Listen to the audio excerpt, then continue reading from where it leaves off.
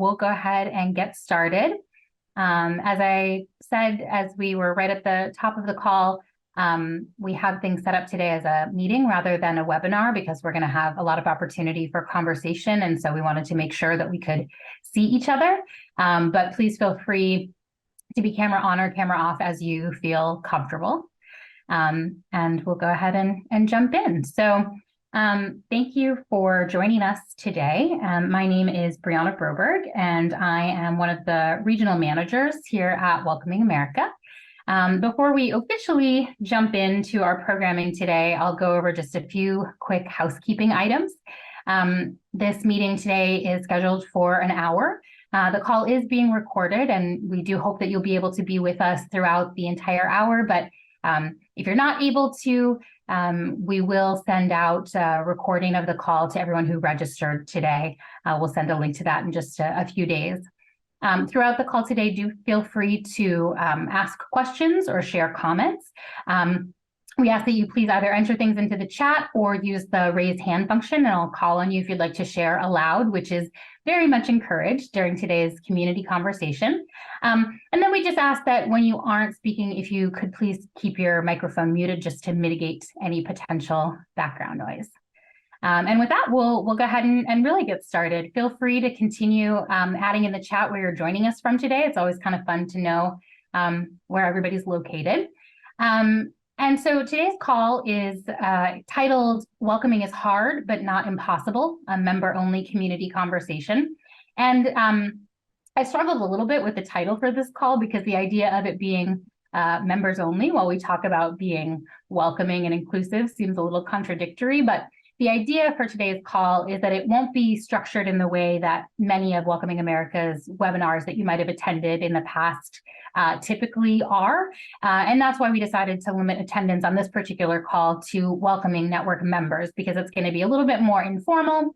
And it's primarily designed to be an opportunity for all of you to share and for Welcoming America to listen as we consider what welcoming looks like right now in the context of the moment, where many communities have and continue to experience a significant number of new arrivals in their local communities. And that could be because you've had new arrivals in the past couple of years from Afghanistan or Ukraine, for instance. It might be because you've seen an increasing number of asylum seekers arriving either of their own volition or maybe having been transported to your community via bus sent by the government of another state, or whatever the case may be. We want to better understand what you are experiencing in your communities, where you may have found promising practices for welcoming, for meeting the needs of new arrivals that maybe you want to share with the group, and also where you might be encountering challenges or frustrations, any questions that you might have, whatever it is that you and your community are experiencing as you welcome new arrivals, because as we said in the description for this call, we know that welcoming can be a challenge, but we believe that it's one that can and should be met because it's also an opportunity to create and strengthen communities where everyone belongs and can thrive. And we as an organization want to be able to support your welcoming efforts in the ways that you feel will be most helpful. So to that end, you might see me writing some things down during our conversation. And that's just because I want to make sure that I capture your thoughts on whatever it is that you are identifying as needs or as promising practices, so that we as an organization can continue to develop resources, to offer particularized programming, or to highlight resources or opportunities that communities or other partners or stakeholders may have already developed or implemented that may be useful. So, of course, we don't expect that I or this group will have all of the answers to every question that might come up today, or even any of the questions, but the idea is to get a sense of what you feel is most pressing or most promising, and then Welcoming America can work toward providing support and resources and programming in the coming weeks and months, in addition to our slate of already planned programming for 2024. But we just want to make sure that we're not missing things that are important to you. And so I'm going to kick things off by sharing just a couple of resources. You can access them via the QR code on the screen, or my colleague Anthony just shared the link in the chat as well. Thank you, Anthony. And so these are just a couple of resources that you may find to be relevant, including some case studies from communities that have experienced a significant number of new arrivals relative to their population size. And that includes some promising practices and also some stumbling blocks that those communities have experienced. There's also some messaging and narrative resources and a link to learn more about a current advocacy effort around something called the Let Asylum Seekers Work campaign. And I'll talk about that more in just a second. So just to give a little bit of added context to those resources, the case studies there include things like how the featured communities have been working to address housing needs, moving from relying on emergency shelters to public-private housing assistance programs, things like access to immigration legal services and other support services like medical care, access to food, culturally competent case management. And as I said, some of the experiences that are reflected in these case studies were more successful than others, but they might just be useful to help spark some ideas in your community or reinforce what you've been experiencing. The messaging resources that are linked there are important and can be helpful because, as we know, that perception for a lot of folks is reality, and no one can deny that there are some challenges that come with welcoming. But if we can help to shape the perception of the benefits of welcoming as well, that can really affect change by inspiring people to want to participate in a whole of community approach to welcoming. And that really ultimately redounds to the benefit of everyone. And then so many of the challenges that folks and communities are facing as they look to welcome new arrivals are related to economic concerns. And so when immigrants like asylum seekers or temporary protected status, TPS holders, are eligible for work authorization, but they haven't received those work authorization documents, that work permit yet, it limits their ability to do things like secure housing and other basic necessities. And then that puts more of a strain on nonprofits and community-based organizations, individual volunteers, faith-based organizations. So the tagline for the Let Asylum Seekers Work campaign that's linked in that document is that when people seeking asylum can work, everybody wins. So the background here, in case you aren't familiar with it, currently and for many, many years, there has been a mandated 180-day, so 6-month waiting period for asylum seekers to gain work authorization. And that's a minimum because there are administrative and procedural hurdles, backlogs, that cause most asylum seekers to end up waiting longer than 6 months before they receive their work authorization. And then that results in difficulties for the asylum seekers themselves, for their communities, for the economy overall. And given that there continue to be labor shortages across the country, allowing asylum seekers the opportunity to work earlier is a solution that can meet or at least help to alleviate some of those needs. And so this is an action that has to happen at the federal level, but that's why there's a coordinated advocacy effort to see this addressed by Congress. So at that link, you'll see that there's a bill under consideration right now called the Asylum Seeker Work Authorization Act, which would adjust the wait time from 180 days to 30 days, so from 6 months to 1 month. And it also wouldn't require those work permits to be renewed while the asylum process is being adjudicated. And this is important because if you're having to renew that work authorization and then there are more of those delays, it can sometimes result in not being able to work for a period of time, and that can have a domino effect. So, this isn't me advocating that you need to participate in this advocacy effort, but I just want to make you aware. I know some folks are and some folks might not be. So just wanted to share some info on that.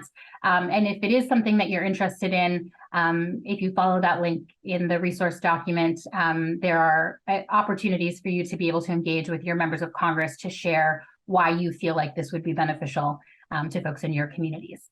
So that, of course, as I said, is at the federal level. There are some things, as most of our work is related to local level concerns or sometimes at the state level, we also want to think about what we can do in conjunction with the federal government when we're thinking about things like increasing access to work authorization. So there are, for instance, a couple of months ago in the state of Massachusetts and some other states, they've recently started hosting asylum seeker clinics or TPS, temporary protected status clinics, that are designed not only to help folks to fill out those applications, but also for the attendant work authorization applications.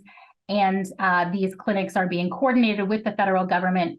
So it doesn't shorten the amount of time, that 180-day wait period, but it can help to limit some of that backlog that happens by getting the documents filled out correctly, getting them submitted in the way that they need to be, and just getting them more efficiently through the process, which can get that work authorization more quickly. So that's a way that at the local level, we can think about maybe also trying to address that need while we wait and hope that at the federal level, some of these changes happen as well. So now I've talked a lot and I want to stop doing that and start doing more listening. As I said, I would like to open the floor for any comments, questions, promising practices that you'd like to share. Also, any thoughts or suggestions that you have for programming or resources that you'd like to see from Welcoming America in the coming weeks and months. And so as we move to this open conversation portion of today, what you say or ask doesn't need to be addressed solely to me or to Welcoming America. I suspect that a lot of folks on this call are thinking about and experiencing similar things in your communities, and we want to provide an opportunity for sort of an open dialogue about that. So if someone asks a question or shares a comment that resonates with you, you're encouraged to respond. Whatever you might want to say or ask about welcoming new arrivals, please feel free to put things in the chat or to use the raised hand function, and I'll call on you.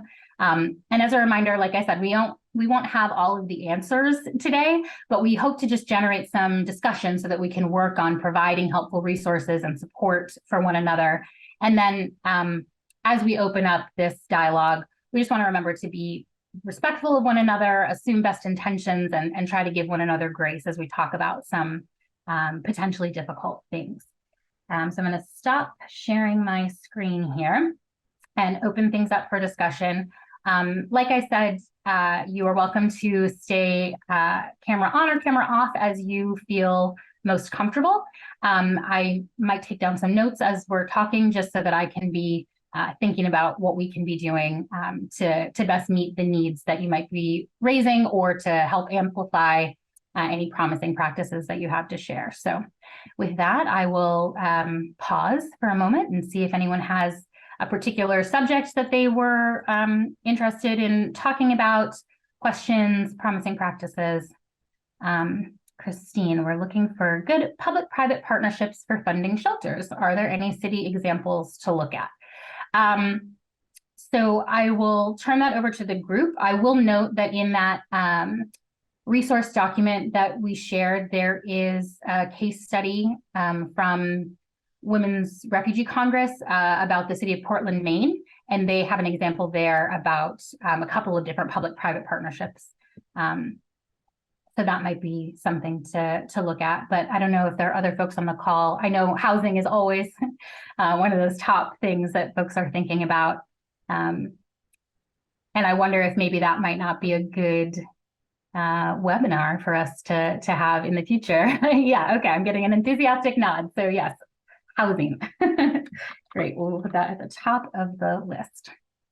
If I can just add a comment on that. I mean, one of the struggles we're facing is that our shelters are full, which I'm sure people are experiencing everywhere. We're in a majority Black city where longtime residents don't have all the resources they need. And so it is starting to be, I'm feeling the anti-immigrant backlash growing. And so there, even though it hasn't been true that newcomers are getting more resources, they're starting to become a perception that that's the case. And so we really need to make the case for additional resources to assist newcomers in places other than the city shelters, partially because they're full, but also partially because of, the specific language needs. Our shelters aren't all equipped with language access. It'd be great if it was all one system, but we're seeing that we might have to have a separate specialized shelter, which we already have one, just happened to in our city, but they're also full. So if anyone has other similar stories or learnings that they've shared navigating this, would love to hear.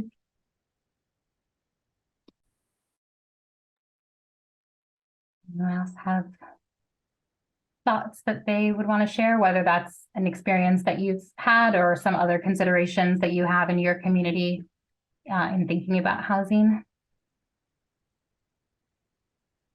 It is always, one of those tricky things. And as you said, Christine, it's not just, it is the reality that there isn't enough housing, but also sometimes then that anti-immigrant backlash starts to develop. I was just having a conversation with someone earlier today who was saying, in the past, there used to be this sentiment around immigrants are taking American jobs, and now there's a labor shortage, so that's a little bit less of the conversation. But because there is such a housing shortage, now it's becoming, okay, there's a scarcity of housing, and so who are we allocating our resources to for as far as shelters or low-income housing? And so thinking about narrative around that as well as the reality of meeting those needs. Okay. I see from Maria, looking for guidelines others use to provide newcomers with the opportunity to apply for financial assistance.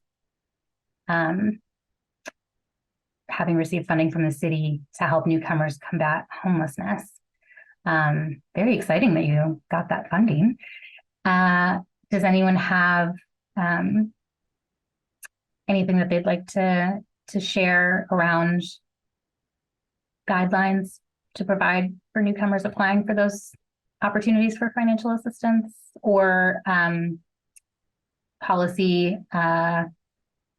Sometimes it depends on the community that you're in, but sometimes a stumbling block to being able for folks to access those benefits are things like what are the requirements? Like, do you need to demonstrate that you currently reside at a particular address? And do you have identification or some other way to demonstrate that? So finding ways to mitigate that if it's not a legal requirement, but just something that's been a practice, making those shifts. Also always thinking about language access, whereas, what is the information, how is it being distributed, and in what languages, how accessible is that for folks? Some communities I know will have like housing navigators, sometimes who will work with folks who are just new to the system and needing to understand, like, what are your rights as a renter? What is permissible for a landlord to say or do or ask when they are considering your application? So that's Thank you, Brianna. I just wanted to add, I think our challenge now is, obviously we got funding, we're excited, but at the same time, we want to be fair and the money is limited. Currently, we have a food pantry and clothing pantry, and we have about 300 people that visit our facility in a weekly basis. So I know that the money is not going to be enough, but how do we make a system that's fair to everyone? We want to limit the amount of barriers that we have for people to access this money, but at the same time, we want to choose those people that we truly feel are going to be avoiding to be homeless because of the support we give them. So if they're like at the first month that they cannot pay, but they still employ. So I'm trying to figure out what others do. It is the first time we're going to be able to provide this type of assistance. So we're trying to create an infrastructure that's fair and at the same time with very limited roadblocks for people to access. Julio, are you able to expand on what that introductory meeting sort of looks like in your community? Yeah, so in this case, so what we do, I should explain also that constituent services for the city of Salem. We also, our office has a neighborhood stability coordinator who works specifically on housing issues and helps people navigate this program, that program, right? So what our neighborhood stability person does is simply have an intro meeting where first it's in person usually, and first you just let someone discuss what they need. Right? I don't know what community you're in, Maria. I don't know if how bad Jacksonville, things are. Florida. I'm in Jacksonville, Florida. Okay, so for one, you could probably copy some guidelines from the state. So in our case, for one, we try not to judge. Of course, you know, people be in their situation for a variety of different reasons, and I don't know how your program is going to be modeled, but that's definitely most important. No one should walk away from an interaction feeling like, I don't know, that they were judged harshly. Sometimes we see that our city, Salem, Massachusetts, refers people to other organizations where they also have a limited amount of money. They have to determine who gets what. And we hear from people about those organizations, sometimes making them feel a certain type of way, a negative way. So do whatever you need to do to ensure that doesn't happen.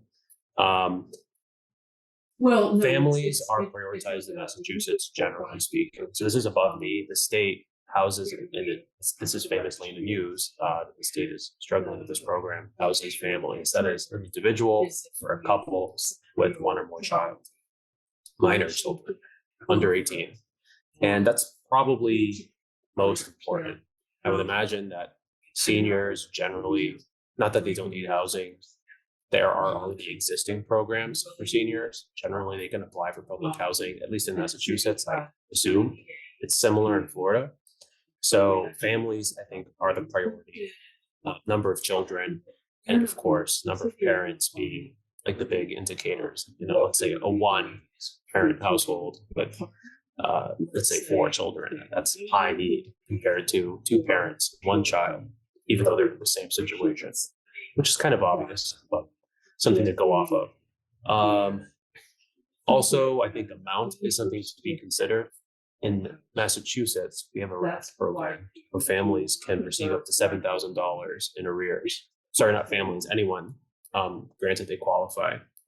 So seeing if you might want to choose people who you can have a big impact with without having to spend much money. So let's say someone is not homeless, but they will be, if they don't pay a certain amount of money, might be to your benefit to focus on those smaller payments. Like, okay, well, maybe we can disperse like $500 each time instead of giving away up to $7,000, which is what the state of Massachusetts does. And it's a very expensive program, and it hasn't been sustainable. It was only possible through COVID because of the money from the federal government.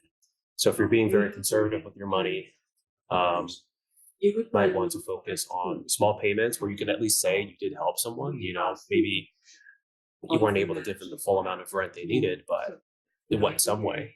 So you might want to standardize it and codify it by family size. It's my suggestion. Over here in Salem, that's more or less what we try to do, more or less. And again, I will say an intro meeting is great, but we just keep communication with people. You can just keep on communicating. You can have continuous meetings. You never know when things change, or if you hear of a referral or something, a new program. Just constant communication. I think people. Thank you, Maria. Thank you. Thank you. Yes, thank you so much.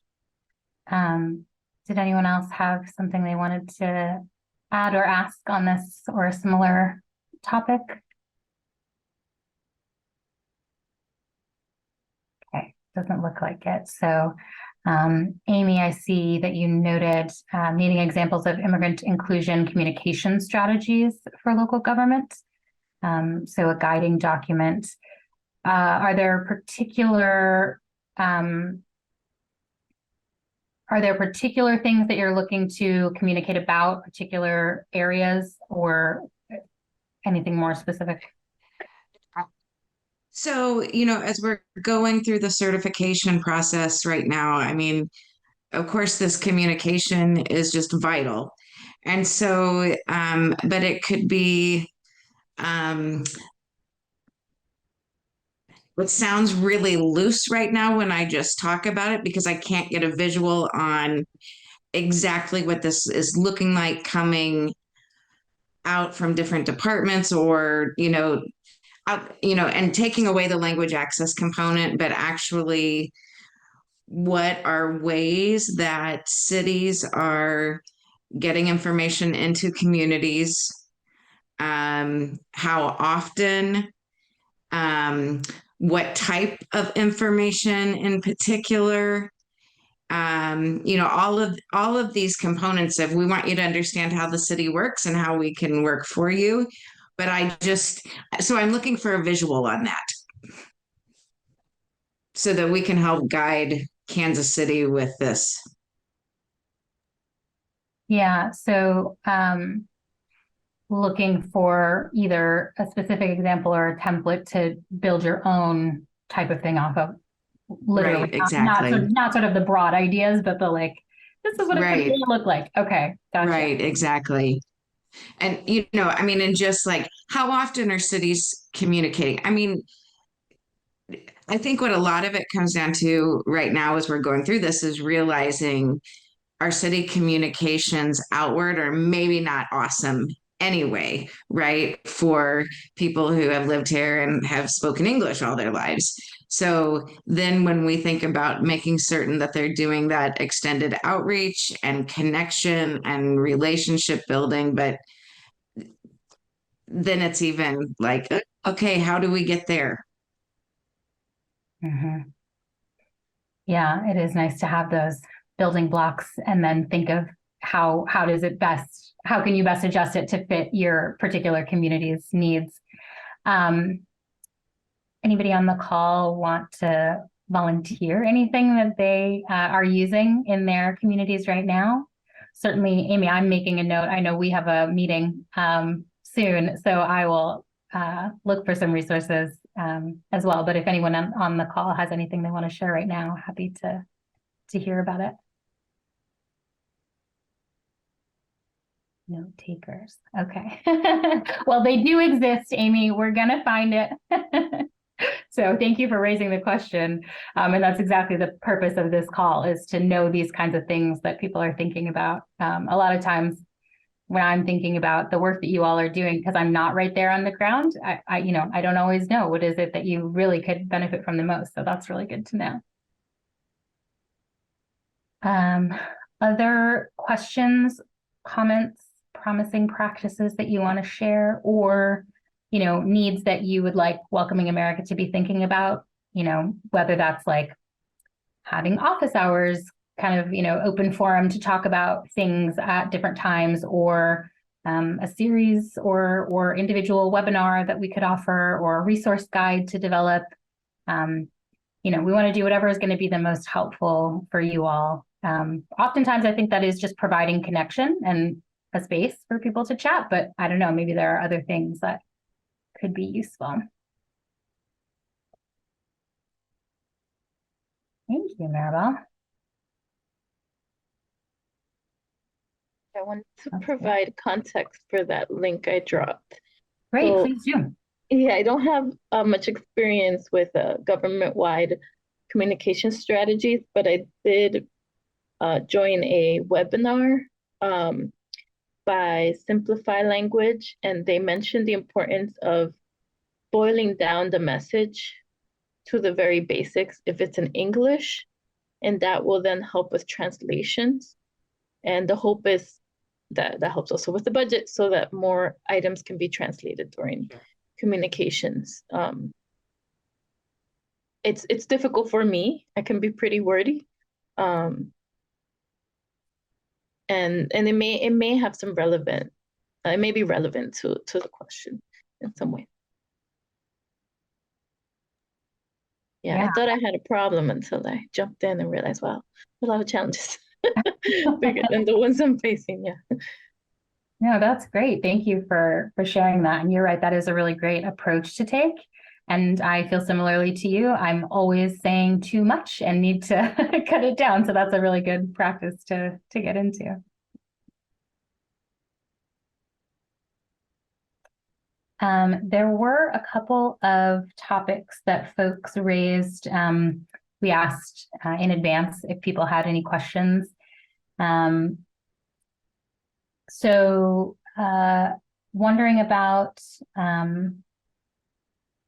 housing, unsurprisingly.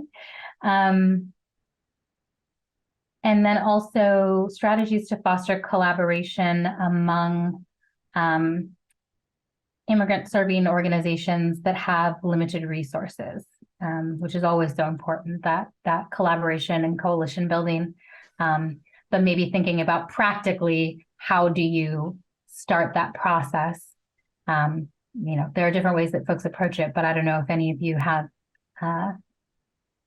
experiences of your own that you'd like to share or are familiar with immigrant serving organizations of limited resources, which are most of them, I think, and how they can kind of coalesce together to make more happen. Maria? I think it sounds simple, but you have to start with conversations. You need to find out what the needs of other organizations are and what your needs are. And, obviously you're all working with the same common goal, which is serving the same community. But you need to find out, in our case, I work with the Y and we have a pretty big facility. And I find out that most of the other organizations don't have a space. So we're always offering our space for meetings, for convenings. And that we find that that's kind of the best way to collaborate with others. But, there's always that one or someone that's always competing with the same things that you're doing. So you just have to live with that and just move on and figure out. Here in Jacksonville, we have maybe 4 that are the main ones, but they have limitations on how many years they can serve the community. They have up to 5 years. We don't have those limitations. So we're always tell them, refer to us, those individuals that you cannot serve. So again, all those things you find out through a lot of communication, and you just have to be honest and transparent when you are providing your needs and your goals. Absolutely. Thank you. Karen, I see you have your hand raised. Yeah, just 2 quick points on that. I mean, the partnership building piece is so important, especially for the smaller ethnic community-based organizations. To the point of this question, it can be a lot harder for them. My previous role, I spent 9 years with the state of Michigan, and what we heard often was that the smaller ethnic community-based organizations had a lot more difficult time applying for funding for a lot of reasons. And so 2 different things that I guess I would suggest to this group. One is, if you are working in a municipal government, a city, county, or state level government, think about when you issue requests for proposals. One of the things that we did in Michigan through Michigan's Office for New Americans, or Office of Global Michigan, was require on certain RFPs that individual organizations could not apply on their own, but they had to apply with smaller community-based ethnic service organizations as partners in that RFP process. So that's one idea. And then the second is, if you yourself are a nonprofit, think about when you are applying for funding for yourself, how can you include some of those smaller partners in your community, in your RFP as a partner for whatever the work might be.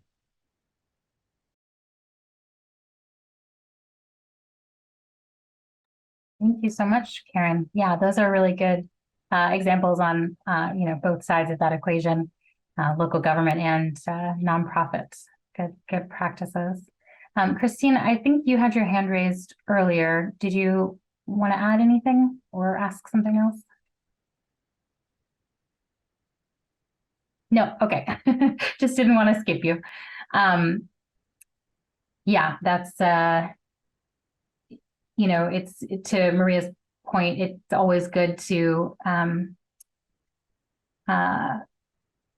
conversation and collaboration, but sometimes it's how do you get those conversations started, and that can be a challenge. But doing a scan and understanding who is in your community and what organizations are doing what work, and then finding places where that work overlaps and how can you eliminate duplicative work, and sort of increase your capacity by by sharing the load in that way. Nidia? Hi, yeah, my name is Nydia, and I work for the Office of Immigrant and Refugee Affairs at the City and County of Denver.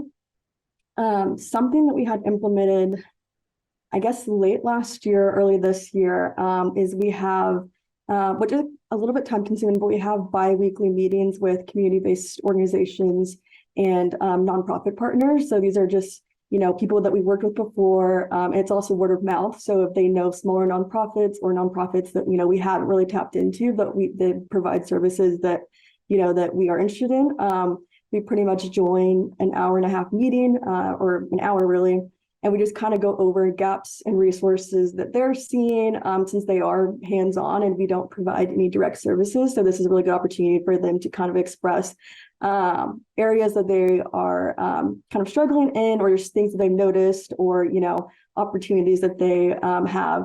And also to kind of get our smaller nonprofits and community-based partners involved in contracting with the city. We host a doing business with the city kind of training. So this is made up of our city attorneys, our contract specialists, and they kind of just go more in depth of kind of walking through smaller nonprofits, or really any nonprofits or community-based organizations that are interested in RFPs or any kind of contracts with the city.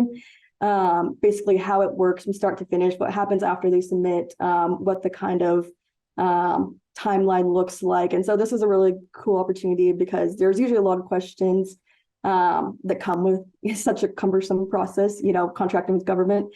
So this is really cool. And that we've gotten really good feedback and a lot more kind of applicants for smaller nonprofits. Yeah. That's fantastic. Thank you so much for sharing that. It's always so nice to hear concrete examples of these really great ideas. So appreciate that. Tara? Thanks. Hi, I'm Tara. I'm in Tucson, Arizona. I'm part of the Pima County Public Library. You can hear me, right? Okay. I'm just making sure. So we are in a historically, refugee resettlement state, and our refugee resettlement network was pretty much decimated, right, over the years of, since 2016 beyond, for a variety of reasons, and is really seemingly just still really recovering, right? Because all that money is federal money. They lost it. They lost a lot of staff. Now they're trying to rebuild. And so while historically we've had really great relationships with a lot of our local refugee serving orgs, for whatever reason, post-COVID, it's been just a challenge to even literally get an email back. And from organizations that I've worked with for a number of years and in partner capacity, not even like just, hey, we want to table at your event, but like really we've done projects. So I'm struggling because I don't want, when approaching these organizations, to impart the guilties, or give them the sense that they're being unresponsive, but it feels like this really important moment to remind everyone who kind of stopped doing all the things they normally did, especially all of these case management staff they're likely hiring on, to get them familiar with all of the many services public libraries provide to their clientele. And I'm just wondering if anyone, especially if you're in a public library setting, has had any good successes in recent months or suggestions, because I'm hitting a wall every avenue I go down, or I'll start to establish a rapport. And this has been a historical issue in refugee resettlement, and we'll get somewhere, and then that person will leave the organization, and you're kind of starting from scratch. And that seems even more problematic since COVID. The turnover must be very high. So I guess maybe I just needed to vent and complain. No, I'm just kidding. But I'm struggling because I do think we're the only welcoming network organization in Southern Arizona. I can't really connect with anyone else through this network on this very particular thing, but I don't know. I feel like I need to get those folks the info and get them back into the libraries, because we are resettling folks, We have arrivals coming in large numbers, and even the Afghan parolees, et cetera, came in large numbers, and we still feel like we're not effectively getting the word out to them about what services exist. If that makes sense. Sorry, I'll stop. No, thank you so much. I really appreciate you raising that question, and it didn't feel like a rant, but I'm glad that you got to that you got to say it. I in just a second will see if anyone has anything to add, but I will just say that one of my colleagues, she is not able to be on this call today, but her very favorite thing to do is to work with libraries on their welcoming work. And so I thank you for raising this, because I'm going to note it as a thing that, you know, we had talked about. Should we think about different kinds of programming that we could offer for libraries at Welcoming America, to think about what are you doing and what, you know, how can we share these types of resources? So even if in your local area, maybe there isn't members of the Welcoming Network, there are others across the network who are maybe similarly situated that could be helpful. So thank you. And I'm gonna let her know that is a good idea that we should do. Anyone else on the call want to add anything or share any thoughts or experiences related to Tara's question? Not yet, but we have so many, there are a lot of great library members. So that is something that we will definitely touch on. I'm happy to jump in. Oh, please, yes, go now or ahead. at a later time, whichever one. So I'm representing the A library, not near you, but in Prince George's County, Maryland. And just to kind of give you an idea, if I'm going to be honest, I worked under the COO of communications last year, and flyer distribution, information, those kind of requests we got through PR. But if you're assisting, in my case, I was assisting the COO, that's not priority, unfortunately. There's just a long list of items, and it could take a backseat. But librarians that are constantly creating resource listservs will be, I think, the main connection, because they want that information, especially if they send out a newsletter. Continuing to just still, continue to reach out to PR departments so they can add it in a newsletter, and reminders help, because if they hear it from just one staff member only, that may not be the one, but if they hear it a couple times, maybe that helps. But yes, it's very, very difficult. It's an overwhelming amount of information that we receive at the libraries, and while we're juggling multiple priorities, and yes, retention. I imagine in many libraries across the country, and ours as well, in our system. So as we also create programming that's inclusive, we do like to share, but it does become a task to figure out how to best share, when to share, when there are so many competing priorities. Yeah, but it's good to hear from your perspective, and how painful it has been, because it definitely adds some, some perspective. Thank you, Maribel. Appreciate that. I'm going to raise another one of the questions that came in advance for the group to consider. So for cities where more newcomers are arriving, maybe not en masse by bus or other types of really large group arrivals, but where there are still an increasing number of newcomers, some city officials are avoiding providing support and services because they don't want to encourage more new arrivals. And from a community perspective, folks there are seeing newcomers arrive regardless and feel like they should be served with dignity, which of course we agree. So does anyone have helpful messages that they have utilized to help city leaders in their communities sort of be their best selves and meet those needs, and despite the fact that maybe it's not feeling like a rapid response sort of need, but just wanting to meet the needs and treat everyone with dignity, with respect, and make them feel and actually experience belonging in their community. Welcoming America has some good narrative messaging from our communications team, and can certainly rustle up some of those resources, but I don't know if anyone on the call has anything that they would like to share to that question.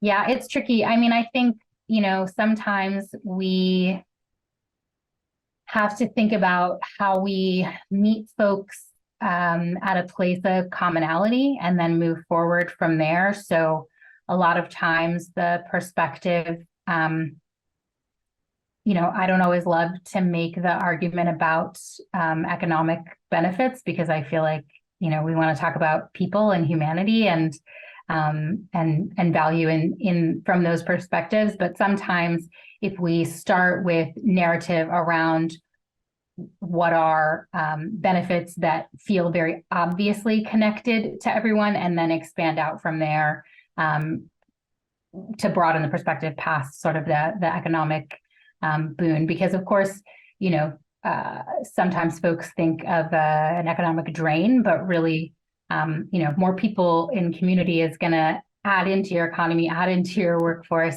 And then, from there you build out to talking about all of the benefits of having a variety and a diverse and welcoming, inclusive community for all of the other reasons. It's a really simplified answer, but another good thing to think about for programming and for maybe a re-upping of some toolkits or talking points that can be helpful in the future. So thank you for asking that question. Marilyn asked any tips on how to start cultural awareness conversations with major employers, landlords, and stakeholders in general, if anyone has specific curriculum that their organizations use. Anyone have anything to share on that topic? And I'll note that down as well to source those examples. I can follow up with you, Marilyn.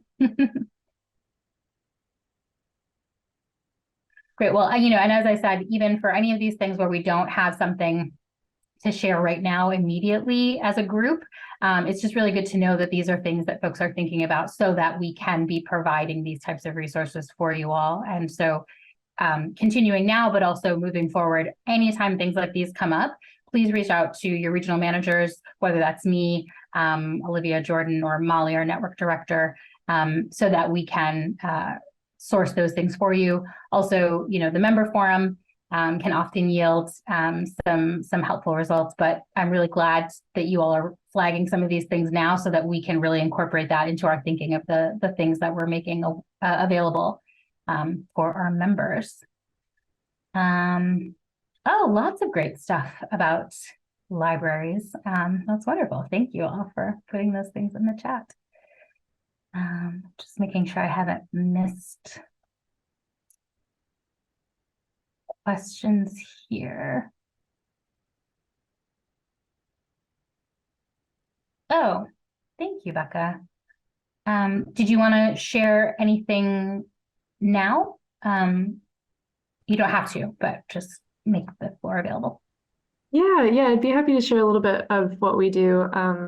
I'm the manager of training and resources with Immigrant Welcome Center, so I provide trainings, cultural trainings to organizations in the area. And like I said, we're beginning to kind of expand that a little bit in terms of more of a regional perspective. But we have a kind of set curriculum on conversations that we have around culture, depending on the audience, depending on, if assessing kind of where they are culturally in terms of cultural competence, and then kind of moving forward. But usually I would meet with somebody who is kind of leading these conversations to assess that and see what they're looking for, what they need, and then move from there and kind of adjust our curriculum according to that. But yeah, I'd be happy to connect with anybody or, meet with anybody to talk more about what that looks like for us and maybe support anybody in that way. Wonderful. Thank you. It's always so helpful and appreciated when folks don't mind being a point of contact to talk about particular things. It's always nice to be able to share and thought partnership together. sometimes in a one-on-one is also kind of nice.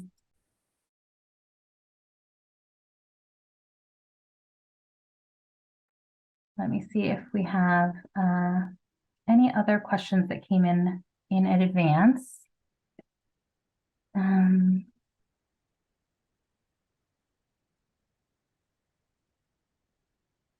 No, I think we touched on all of those, or they were raised here in the group.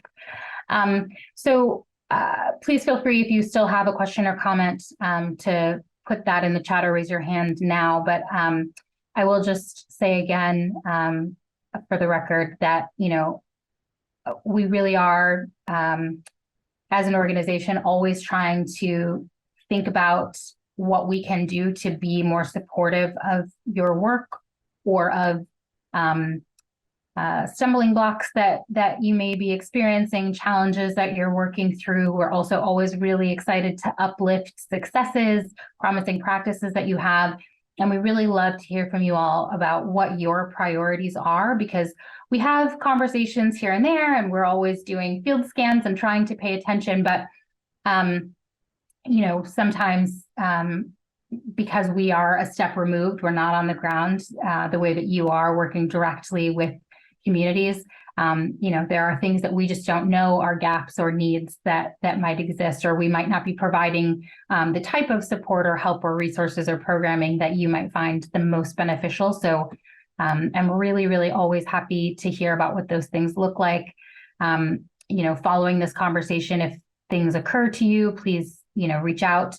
If there are future opportunities to have, you know, sort of open dialogue conversations like this that you feel like would be beneficial, if you'd like to suggest this type of conversation, but about a very specific topic, and kind of knowing that in advance, so that we can be prepared to talk about something in particular, we're always happy to do that. I'm gonna just one more time share my screen here just to say, so this is my contact info, just brianna@welcomingamerica.org if you would like to reach out to me in particular to follow up about anything. Always happy to have conversations and hear from you all. And then just also want to note, we will send out a copy of this, a link to the recording of this call that we had today to everybody who was registered. So if you heard something and didn't quite have the opportunity to take down all of the information, you'll have the opportunity to hear that again. You know, please do feel free to access that resource document. If there's anything else that you'd like to see added, or anything that you'd like to share, would love to have you do that. After the recording, the call is done today, you will see you'll be directed to our survey page. And so we would love to hear your feedback about today's call and what you'd like to see maybe in the future with calls like this. We also invite you to follow us on our social media channels, which are listed here. And on behalf of Welcoming America, I just want to say thank you so much to all of you for taking time out of your afternoon, for raising questions, and for bringing suggestions for resources. Oh, Maribel, thank you. Yes, that's a great suggestion. Appreciate it. And I will make a note of that as well. If there's anything else, please feel free to ask or put in the chat. But otherwise, thank you all so much. We really appreciate your time. Take care.